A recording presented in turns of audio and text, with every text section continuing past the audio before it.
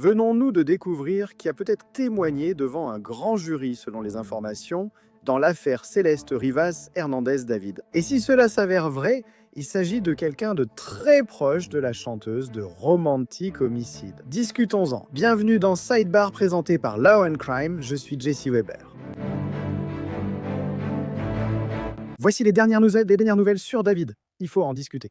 Nous vous avions dit qu'il avait été rapporté qu'un grand jury avait été constitué, n'est-ce pas, pour entendre des preuves en lien avec la mort de Céleste Rivas Hernandez, âgée de 14 ans, dont le corps sans vie avait été retrouvé dans le coffre d'une Tesla, enregistré au nom du chanteur de Romantic Homicide en septembre dernier, à Los Angeles.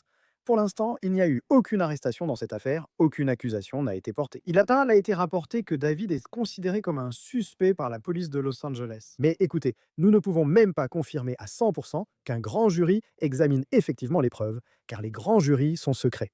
Ils sont censés rester secrets. Les autorités ne le confirmeront pas.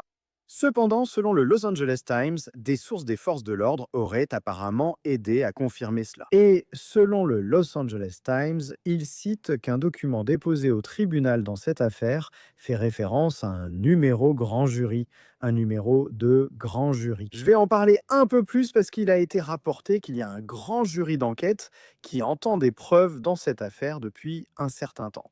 Maintenant, un grand jury d'enquête, si c'est vraiment ce dont il s'agit, c'est différent de ce que vous pourriez penser. Si c'est vrai, un grand jury d'enquête ne prononce pas d'acte d'accusation, de charge formelle. Ils peuvent recommander des poursuites, ils peuvent t'aider à délivrer des assignations, à comparaître pour des témoins, ils peuvent fournir d'autres preuves, et ensuite, généralement, tout cela peut être présenté à un autre grand jury pour un acte d'accusation. Tout cela pour dire que, si c'est vrai, nous avons un grand développement. TMZ rapporte que le président de la société de tournée de David a été interrogé par un procureur adjoint devant le grand jury lundi. Nous parlons de Robert Morgenroth, qui dirige apparemment Mogul Vision. C'est le label de disques de David, ainsi que Zara Brothers Travel, la société de tournée. Maintenant, TMZ rapporte que Morgenroth sort de la salle d'audience, se trouve dans le couloir, et aurait été entendu en train de dire à son avocat que le procureur adjoint qui l'interrogeait, je cite, « Elle a insisté sur pourquoi je n'ai pas appelé la police. » Et je cite, « J'ai dit, je pense que ce n'était pas à moi de le faire et je voulais juste poursuivre la tournée. Laissez-moi expliquer.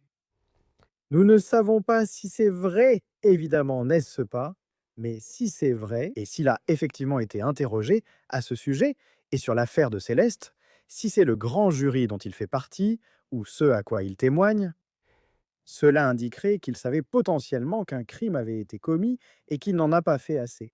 Que la référence à la tournée pourrait concerner la tournée de David, parce qu'après tout, David était en tournée. Après la découverte du corps de Céleste, la tournée a été annulée. Cela faisait beaucoup de bruit dans les médias et David a été pratiquement porté disparu depuis. Et qu'est-ce que Morgenroth savait exactement sur ce qui se passait? Est-ce que cela veut dire que David savait quelque chose? Est-ce que cela veut dire que David était lié à tout ça? Évidemment, hein, il y a beaucoup de questions. Mais avoir quelqu'un directement lié au chanteur qui serait interrogé lors d'une procédure devant un grand jury, c'est une avancée importante à évoquer. Et je dois préciser qu'il a été rapporté que le procureur adjoint présentait des preuves au grand jury, d'accord? Donc si c'est vrai, il a été rapporté qu'il pourrait s'agir de Beth Silverman. C'est une procureure de carrière qui apparemment s'occupe de très grandes affaires de meurtre très médiatisées dans le comté. Elle a déjà reçu le prix Centurion pour l'excellence dans les enquêtes, sur les affaires Nosolus Bullyanna Innocent non résolues, avec un soutien technique. C'est elle qui a poursuivi Samuel Little, le tueur en série le plus tristement célèbre des États-Unis, obtenant 3 condamnations contre lui. C'est une personne clé. En clarifiant les informations du grand jury, je dois aussi évoquer autre chose. Un autre développement. Cela concerne Steve Fisher, nous l'avons déjà reçu dans l'émission. C'est l'enquêteur privé qui a été engagé par le propriétaire du bien où David séjournait apparemment. Près de l'endroit où la Tesla avec le corps de Céleste a été retrouvée, cette propriété avait aussi été perquisitionnée par la police. Écoute, Steve s'est montré assez vocal sur son enquête. Évidemment, il ne partage pas tous les détails de ce qu'il a découvert, mais il a publié ceci sur X et il faut qu'on en parle. Citation, « Ce qui est fait dans l'ombre sera révélé à la lumière. Demain matin, j'ai été convoqué devant le tribunal pénal de Los Angeles pour une ordonnance de justification. Audience pour outrage sans citation reçue pour comparaître au tribunal. Je n'ai pas reçu de plainte exposant l'outrage présumé auquel je devrais répondre. Aucun numéro d'affaire et je ne figure pas sur le registre public du tribunal. On m'a remis une note manuscrite d'un substitut du procureur vendredi et on m'a dit de me présenter mardi matin. Il aurait aussi publié cette note, audience de sanction au tribunal pénal, sans numéro d'affaire. Apparemment, il refuse que cela devienne public. Que vous m'aimiez ou me détestiez, cela devrait vous concerner. Le fait que cela se produise dans notre système judiciaire pénal est terrifiant. Je rends cela public avant l'audience de demain, à laquelle je n'assisterai pas, pour informer le public et la presse de la situation. Voici le contexte. Récemment, j'ai témoigné à 2 reprises en tant que témoin devant un grand jury. À la première assignation, 2 détectives ont frappé à ma porte à 6 heures du matin et m'ont dit d'appeler tout de suite le substitut du procureur. Elle m'a dit que, puisque j'étais désormais témoin devant le grand jury, je n'avais plus le droit de parler de cette affaire et que ce serait illégal si je le faisais. Cela m'a mis dans une position impossible. J'ai un client directement lié à cette affaire. Si je ne peux pas parler à mon client, je viole mon devoir professionnel. L'intérêt de me convoquer devant le grand jury était de tenter de me réduire au silence par cette stratégie. Le médecin légiste du comté de Los Angeles a mentionné publiquement une tentative similaire de mise au silence contre son bureau. Après avoir consulté la loi et des avocats, j'ai découvert qu'on me mentait. Voici le fait essentiel. En Californie, les témoins d'un grand jury ne sont pas généralement tenus à la confidentialité. Cette obligation s'applique aux jurés et aux officiers du tribunal. Un témoin doit garder secrètes uniquement les informations apprises pendant la procédure du grand jury. Cela ne concerne pas tout. Ce qu'ils savaient avant de témoigner ou ce qu'ils ont appris hors du grand jury. Je m'arrête ici car beaucoup chercheront cela en ligne et l'intelligence artificielle de Google risque de répondre à tort que les témoins doivent rester totalement silencieux. En consultant les sources qu'elle cite, vous constaterez que le résumé de l'intelligence artificielle est erroné. La loi californienne n'impose pas de secret total aux témoins. Les témoins sont souvent avertis de ne pas divulguer certaines informations. Mais ces certaines choses ne concernent que ce qui a été appris lors de la procédure du grand jury, et non des connaissances indépendantes ou des faits connus du public. En 1983, le procureur général de Californie a publié un avis écrit pour clarifier cette question. C'est très clair, j'ai joint des captures d'écran de cet avis. Je veux aussi être très clair à ce sujet.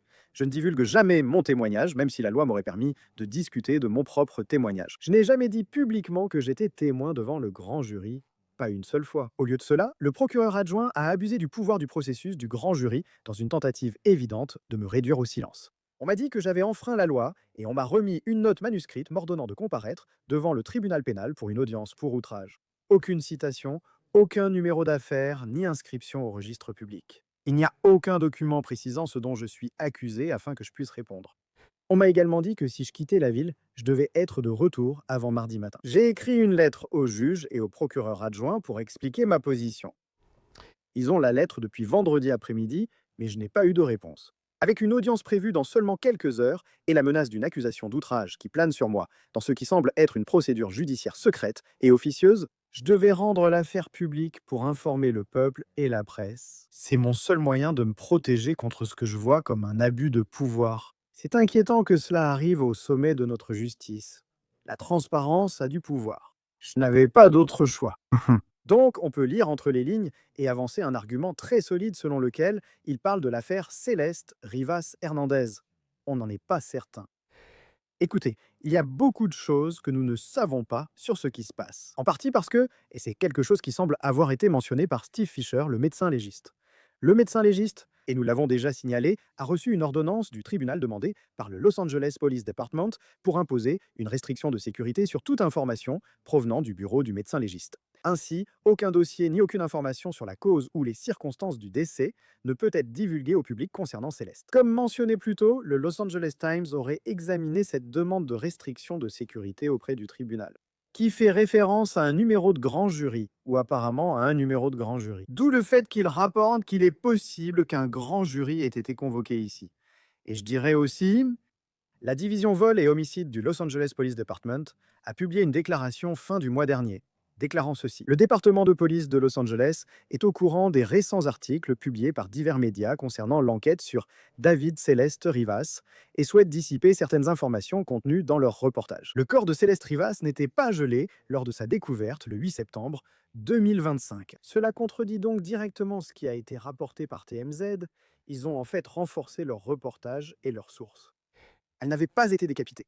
Nous avons des preuves que David s'est rendu dans la région de Santa Barbara à un moment donné au printemps 2025. La raison de ce voyage est encore en enquête et aucune conclusion n'a été tirée sur sa pertinence pour l'affaire. Concernant l'ordonnance du tribunal, le Los Angeles Police Department a demandé de sceller les dossiers de l'enquête du médecin légiste sur la mort de Celeste Rivas. Cette ordonnance visait seulement à informer les détectives des vols et homicides des faits importants sur sa mort avant les médias et le public. L'ordonnance n'a pas été demandée pour nuire à la transparence. Aucune information supplémentaire ne sera donnée pour l'instant. Je veux comprendre ce nouveau développement. Le grand jury qui a pu témoigner, laissez-moi intervenir à nouveau.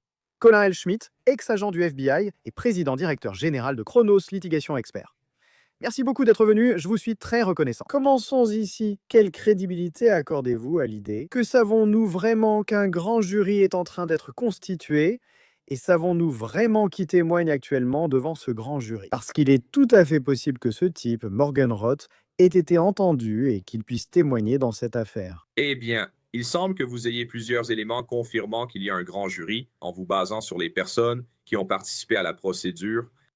Donc, vous avez parlé des règles de confidentialité du bureau du procureur et des officiers de justice qui se trouvent être la brigade des vols et homicides. Les détectives ne vont pas révéler cette information. Et cela ne sera pas, si c'est effectivement un grand jury qui est constitué, cela ne sera pas révélé avant que l'acte d'accusation ne soit déposé. Et ensuite, une fois que cet acte d'accusation viendra essentiellement du grand jury, cela confirmera toutes ces choses qui se passent. S'il est vrai que Morgan Roth témoigne, pourquoi voudrait-il qu'il témoigne?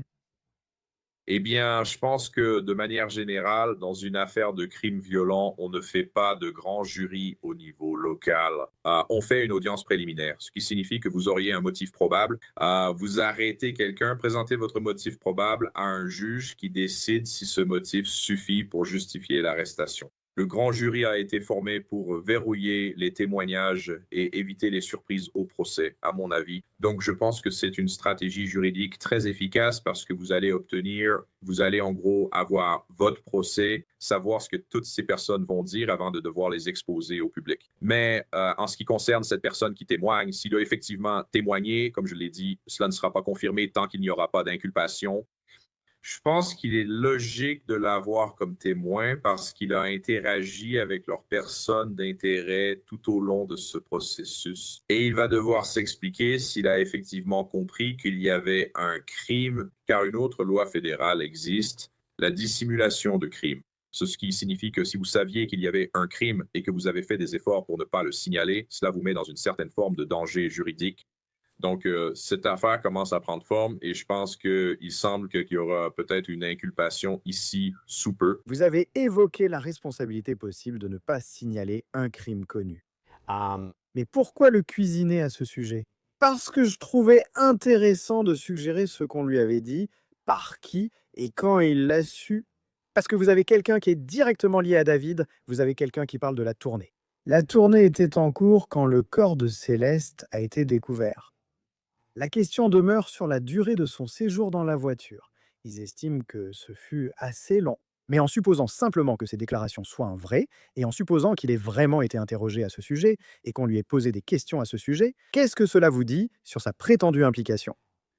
Qu'est-ce que cela vous dit sur la prétendue implication de quelqu'un d'autre? Et bien sûr, le plus important, qu'est-ce que cela vous dit sur la potentielle implication présumée de David? Prenez du recul et examinez les éléments du crime. La connaissance et la conscience de la culpabilité révèlent l'intention.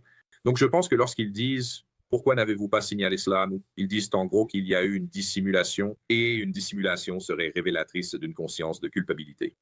Je crois qu'elle cherche à établir la conscience de culpabilité, non seulement par lui, mais aussi par la personne qu'ils ont ciblée dans le cadre de cette enquête. Donc, il est pertinent de demander, oh, pourquoi n'avez-vous pas signalé cela? Parce qu'ils veulent savoir si quelqu'un lui a dit de ne pas signaler cela. ce qui montrerait une conscience de culpabilité. Est-il possible qu'il y ait une explication ici, où David n'avait absolument aucune idée de ce qui se passait?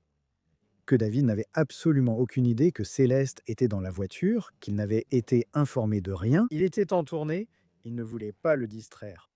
Et on peut arriver à l'autre conclusion, n'est-ce pas? On peut tirer d'autres conclusions sur l'implication présumée de David.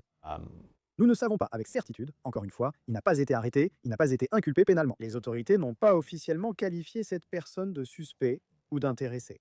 Mais est-il possible que, si l'on analyse cette déclaration, on puisse nous demander si David a vraiment été informé de ce qui se passait? Eh bien, évidemment, nous spéculons dans cette émission, mais il faut quand même appliquer une certaine logique. Il était très proche de David, son directeur de tournée, et gagnait énormément grâce à lui. Donc, il y a une forte probabilité qu'il était au courant de la relation entre David et le défunt. Je veux ajouter un point. Beaucoup de choses se passent dans cette affaire. Mais nous devons quand même revenir au fait qu'un enfant a été retrouvé démembré dans une voiture. Point final. Nous avons toutes ces personnes qui s'impliquent, qui rapportent cela, qui donnent leurs avis, ceci, cela et autre chose. Mais nous devons revenir à ceci. Il s'agit de justice pour cet enfant. Elle a aussi des droits, même si elle est décédée, et nous devons respecter ses droits. Pour être clair, les rapports divergent sur l'état de son corps. A-t-il été démembré? Ce que nous savons, c'est elle est morte. Ce que nous savons, c'est que son corps décomposé a été retrouvé dans cette voiture. Il s'agit de comprendre ce qui s'est passé et s'il s'agit d'un homicide. Est-ce que c'était simplement une dissimulation de son corps et une élimination du corps? C'est fou d'y penser. Mais encore une fois, tu as totalement raison. On veut garder ça. On veut des réponses parce qu'on veut des réponses pour elle et sa famille. Cependant, l'idée que des gens, voire Monsieur Morgenroth, puissent témoigner devant le grand jury, cela vous évoque-t-il aussi un second suspect? Je l'ai déjà dit dans Sidebar, je vais le répéter. L'avocat pénaliste Marc Geragos a déclaré dans son podcast Deux hommes en colère qu'un deuxième suspect a été identifié par les autorités. Quelqu'un impliqué dans la dissimulation du corps de Céleste déclare: ils ont reconstitué la chronologie presque à la minute près, triangulant jusqu'à l'emplacement. Ce sont les réseaux sociaux, le portable, Tesla et d'autres dispositifs, systèmes de positionnement global. Est-il possible que, lorsque nous parlons d'un grand jury, nous parlions potentiellement de personnes qui ont témoigné, y compris ce type qui était lié à David? Est-ce que tout cela pourrait concerner un deuxième suspect? Eh bien, je pense que cela revient à sa stratégie juridique. Simplement, d'après mon expérience avec le grand jury, elle veut éviter toute surprise lors de l'annonce publique car l'affaire attire fortement l'attention des médias. Pour répondre à votre question sur un deuxième suspect, c'est au grand jury d'enquête de poser ces questions et d'examiner s'il existe un complot ou non. Participation dans ce meurtre ou ce crime ou dans la dissimulation du corps ou s'il y a eu un complot pour le dissimuler. Elle utilise le grand jury comme l'avaient conçu les pères fondateurs. C'est pour mener une enquête, tout consigner dans le dossier et s'assurer qu'elle obtienne justice, une justice complète. Cela signifie que tous les impliqués dans cette affaire auront justice. Colin, ce n'est un secret pour personne que les autorités chargées de l'application de la loi essaient de ne pas révéler trop d'informations sur cette enquête. Steve Fisher, cette publication sur X, d'accord? Il y avait beaucoup d'éléments dans cette publication qui correspondent à différents aspects de cette affaire. Il évoque son client lié à l'affaire et mentionne une substitut du procureur désignée par elle, peut-être Beth Silverman. Cette idée, vous savez, de témoigner devant un grand jury, on parle ici d'un éventuel grand jury. Le bureau du médecin légiste, non? J'en ai déjà parlé. Son avis sur les limites de communication du bureau du médecin légiste est cohérent avec nos observations. Je pense qu'il est juste de dire que cela concerne l'affaire Céleste Rivas Hernandez David. Nous n'en sommes pas certains. Nous ne savons pas exactement ce que Steve dit. Qu'as-tu retenu de cela? Sa réaction face à cela est cette idée que les forces de l'ordre et le bureau du procureur essaient apparemment de ne divulguer aucune information sur ce qui se passe en ce moment. Eh bien, en tant qu'ancien agent des forces de l'ordre et en tant que simple citoyen, si on me demande de participer ou d'aider à rendre justice à un enfant, je vais le faire. Et je suis aussi détective privé agréé, ce qui fait partie du code de déontologie auquel les détectives privés en Californie sont soumis. Vous savez, on peut dire qu'on peut faire valoir cet argument selon lequel ils doivent coopérer avec les forces de l'ordre. Mais la publication était tellement longue qu'il faut prendre du recul et se demander quel a été le préjudice pour lui, pour revenir témoigner, soutenir cette enquête, faire ce qu'il devait faire et coopérer si les forces de l'ordre me demandaient en tant que détective privé. Et pouvez-vous baisser d'un ton et rester discret pendant qu'on avance sur cette affaire? Je vais absolument le faire et je vais leur dire tout ce que vous avez besoin que je fasse, je vais le faire. Donc, pour en revenir à son point ou au fait qu'il a été pris au dépourvu par ça, il me semble qu'il lui donnait un avertissement avant de lui remettre officiellement une assignation. C'est de ça qu'il s'agissait dans cette note. Mais bien sûr, nous ne faisons que spéculer à ce stade car je n'ai pas encore parlé à M. Fisher de ce qui s'est réellement passé. Pouvez-vous toujours parler à votre client de ce qui se passe, de ce à quoi vous avez témoigné devant le grand jury? Son point de vue est aussi qu'il y a un conflit. Vous dites que je ne peux rien dire, mais j'ai un client à qui je dois rendre des comptes. Ce n'est pas un avocat, donc il n'y a pas de privilège d'enquêteur privé avec un client, sauf si ce client est un avocat et que l'affaire relève du secret professionnel. Donc, très probablement non. Il doit coopérer ou il doit, en quelque sorte, tu sais, se calmer, tu vois, arrêter ce qu'il fait, au moins jusqu'à ce qu'il passe cette étape et la phase du grand jury.